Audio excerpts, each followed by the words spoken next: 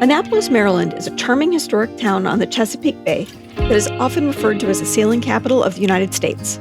With its 18th century buildings, trendy shops, and a ton of delicious food options, it's a fantastic spot for tourists. Every October, this charming city turns into a giant shopping spree during the US Sailboat Show at City Dock. For 5 days, the area gets decked out with temporary docks and tents, showcasing boats of all shapes and sizes, along with vendors eager to sell you anything you might need to fit out your new or not so new boat. It's a wild 5 days filled with excitement that really pumps up the energy for both seasoned sailors and spectators. Plus, you might even bump into your favorite YouTubers while you're there.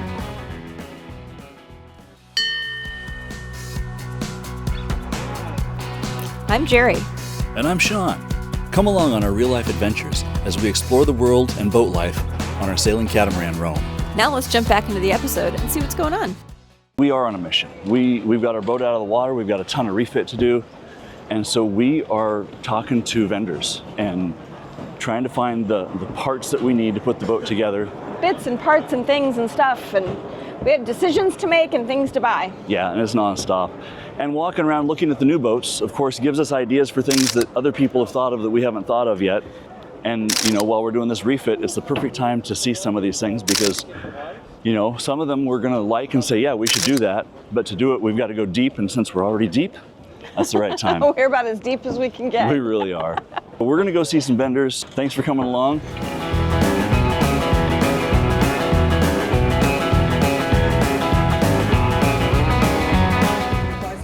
I learned about this thing a while ago. It's called Clamptite. I'm going to let Kevin explain what this is because seriously, we're making a switch from regular hose clamps to a much, much better system. So what our tool does, these are our tools, makes a hose clamp out of wire. You get a true 360 seal all the way around, nice and flush, run your hand over, no more bleeding. We all know how terrible these are. Let's show you how it works. I'm using a little bit of stainless wire, okay? You're just going to make a loop. You're going to feed your end through your loop here and pull it tight. One time around, banding things together, no pressure kind of stuff. 2 times around, now we're doing fuel, air, water, hydraulics, turbos, power steering, anything you want. Nice. Make sure you're not cross, you're not overlap. That's your weak spot, okay? Take your tool, slide your nose in. You got a pin in the front, one in the back. Over those 2 and around. Couple quick twists like a bread tie, nothing crazy. Notch on the end, just make sure you're in the loop. And that's it. Start tightening it up. No twisting, we're push-pulling. So you have a round wire applying even pressure. You're not going to cut into your hose like a regular hose clamp. You're not going to strip it out. When you're tight, you'll feel tension in the tool. You're going to get nice and flush on that hose.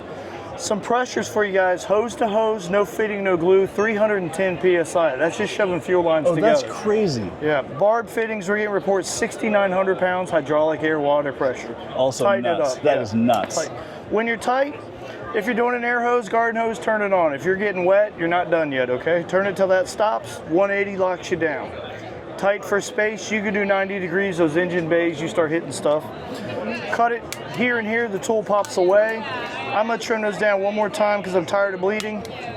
And then once you press those down, I don't care how much engine rattle, vibration, all that good stuff, that clamp is not coming back off. You won't cut yourself on that. See, and that all by itself is worth it. But here's where it gets really interesting. So on boats, we have a limited amount of space. Absolutely. Right? How many hose clamps and how many different sizes of hose clamps do I want to carry? Because on a boat, if you have a leak, one of the things you're going to really struggle with is having that extra hose clamp. And you might need 5 different types of hose clamps depending on the spec from the manufacturer. You need one that goes all the way around with the material and then the screw that tightens it down so that you get exactly what this does, but with a special hose clamp. Or maybe you need a T-clamp for something really high pressure. Like this. Okay, so in reality, suddenly all I have to carry is a spool of wire and a tool, right? And I'm done. How many hose clamps? 80, 100? Maybe. Carry a little more wire. What's the big deal? Yep. So for us on boats, this is a huge, huge change in how we operate, what we carry for spares, and how much BS we have to pack around. 1 wire instead of 5 different types of hose clamps or 10 different types of hose clamps and 1 tool. No more bleeding. And how high a pressure? 6,900 pounds. 6,900 PSI. That's tested out on excavators, fitting. bobcats, that kind of stuff. Yeah, that's nutty. And for sailors, right, I know we're constantly sailorizing. So this whole thing, 2 lines together with no fitting to, what'd you say, 300? 310 PSI. 310 PSI. We're doing this, and this is gonna be a much better life for us going forward, and far fewer spares on the boat, and a lot less bleeding for me. Seriously, thank you. I appreciate you guys bringing this. This is exciting. I have been a Tilley fan for years. However, I have an issue with them and I'm looking for an alternative. So I'm here with Nick and we're at Arntson Marine and they've got some hats I want to learn about. So Nick, can you tell me why I should choose this over another Tilley? What's special about it? Absolutely. So at Arntson Marine, we set out with a goal. We wanted to engineer a better wind-sun hat. Tilley hats are great. They do the job, but they're not quite stable for what we need in the boating world. And so we came up with 29 points of failure that we wanted to improve on, and we used that to create what we now call the Tahoe hat.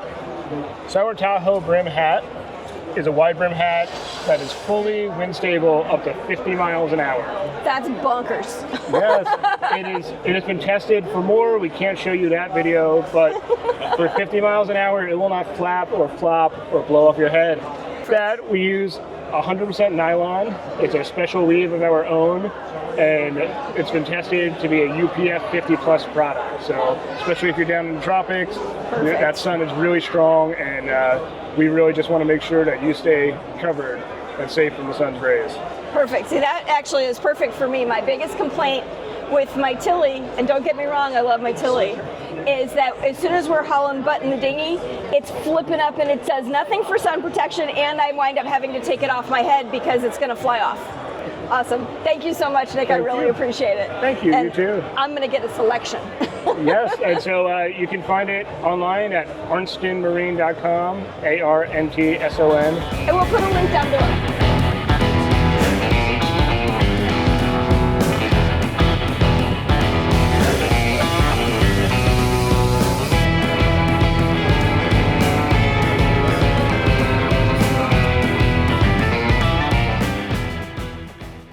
So about 3 years ago, we were in Holsbo, Washington, fueling up.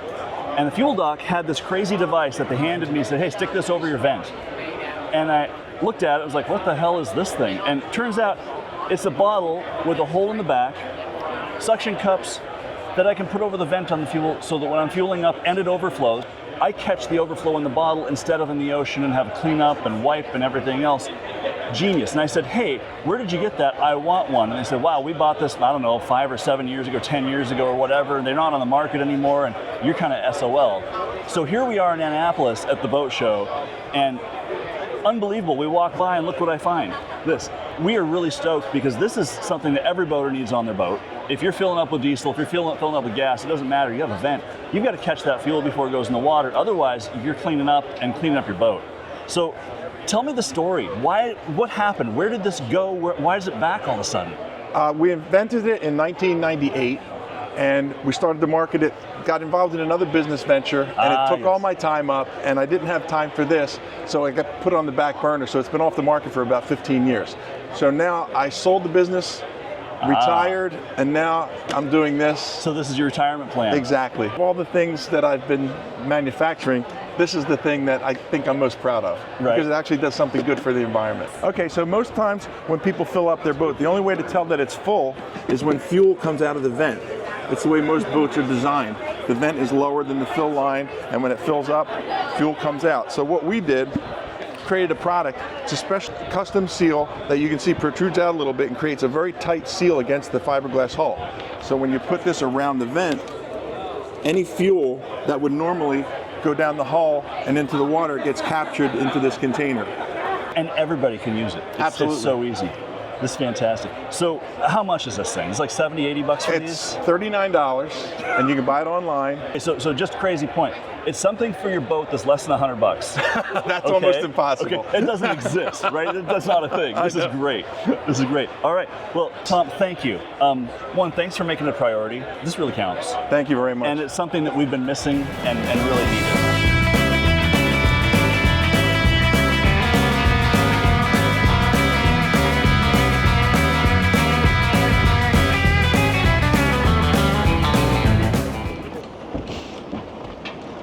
You're probably wondering why I'm barefoot.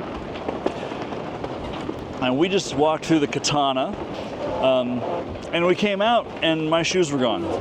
There was an identical pair that looked just like mine, but they were much, much more used than mine. I think I've worn mine like 5 or 6 times. These, however, were trashed. So somebody intentionally or accidentally walked off with my shoes and got a brand new pair of Sperry boat shoes. I'm probably gonna see if I can find another pair of shoes, because it would be nice. For now, Barefoot Shawn.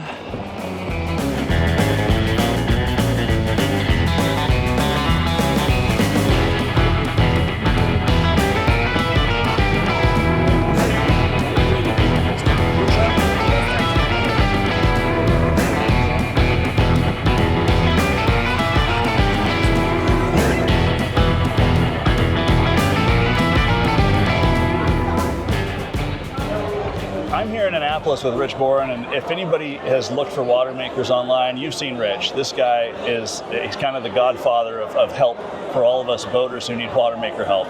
And I'm here to talk to him a little bit about our problem, which is this desalator that we have, this desalator French water maker that's 200 liters an hour, and we have to run the generator to get water out of it.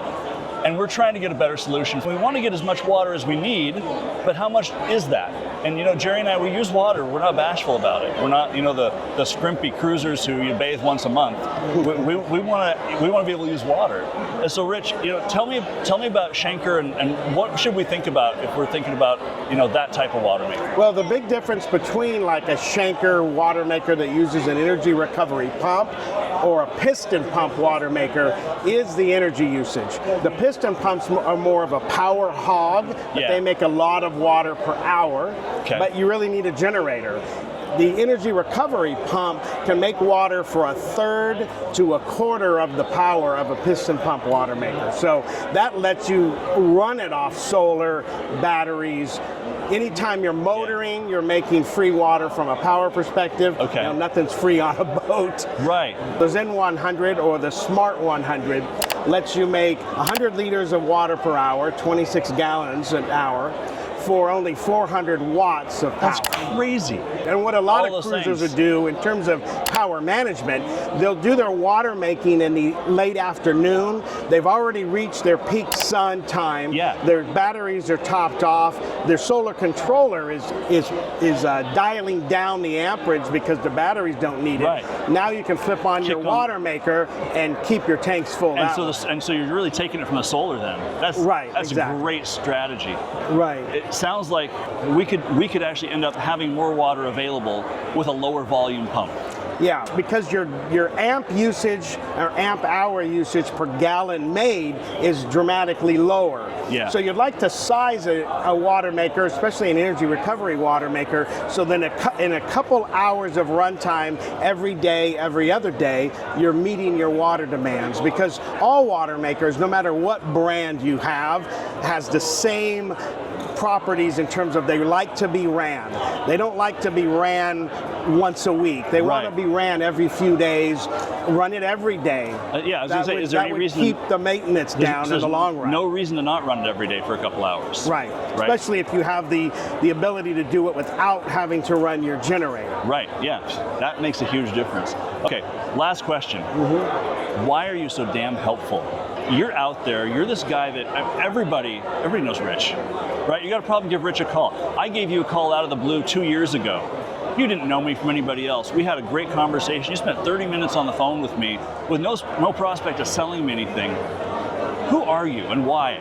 Well, I think if you ask my wife, it's probably because I want to get out of doing the real work I should be doing around the house. But I think a lot of it is just casting off and cruising ourselves when we had little kids. It was a life-changing process for us. And being able to work with cruisers, even a long day of work really isn't work. Rich, thank you. Seriously, we appreciate your time and we appreciate everything you do for the community. Thanks a lot. It matters. We just had the most amazing conversation with the legend Lin Pardey, and oh my God, it was so good to chat with her. That was so exciting. Our first time meeting her, she is just so down to earth and such the real person. And exactly what you think from reading the books. Admittedly, I'm feeling a little bit starstruck right now. I am she too. was our original inspiration. Yeah, truly. To get out and do this. Yeah, like so many other exciting. people. If you know, you know. If you don't know, look up Lin. We'll put a link down here so you can find out who she is and look at her books. But seriously, this is late 60s, early 70s. Before YouTube was YouTube, she was the original YouTube.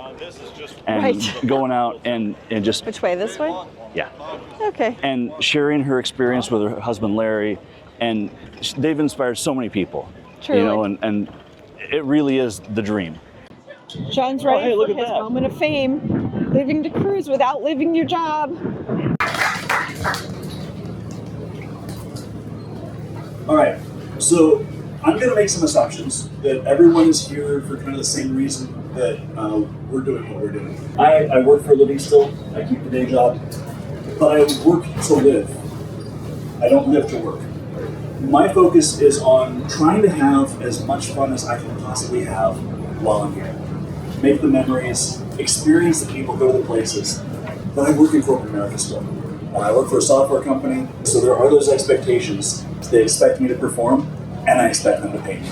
If they stop paying, I'm going to stop working. Question was, when you're on the boat, obviously you're paying federal income taxes, but if you, what about state taxes? So first and most importantly, we're not tax advisors. Please see your tax professional before you make any decisions about what you might do with taxes. That was it. Huge round of applause for these speakers. Thank you, guys. What a weekend. Boat show is over. We went Friday, Saturday, Sunday, Monday. I'm exhausted. I am tired, and I'm also really stoked. It was so much fun. There was so much cool stuff to see. We met so many amazing people, and just all the way around, what a great time. Yeah, this was a great show. We're not like most boat show goers in that we weren't looking for a boat. We were not really looking at boats, but we were looking for all the stuff that goes along with doing a major refit. So we talked to mountains of vendors, most of them 2, 3, 4 times. Yeah. And it was fantastic. I hope you enjoy what we've shown you. Maybe take something away in terms of what you might look for if you're doing a refit. Some of the vendors that we thought had particularly interesting things. And we won't promote any product that we don't love. We're not going to show you X vendor if it's not something that we would buy. Thanks for joining us. This was such a whirlwind and so much fun. And I'm so glad we came to Annapolis, made the time to do this. If you enjoyed the video, as always, give it a thumbs up. And if you haven't subscribed to the channel yet, why haven't you subscribed yet? Go ahead, smash the button. And of course, hit that notification bell if you'd like to see more of our refit as it progresses. Thanks for coming along. We'll see you next time. Bye. Catch us next time as we time travel back to our refit. We'll dive into the tough task of getting the engine rooms prepped and ready to house engines once more.